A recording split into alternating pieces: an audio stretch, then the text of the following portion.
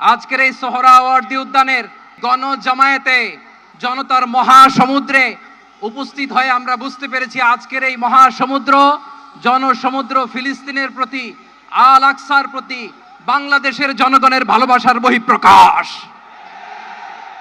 আমরা আজকে সংহতি প্রকাশ করব আমাদের মুসলিম ভাইদের উদ্দেশ্যে।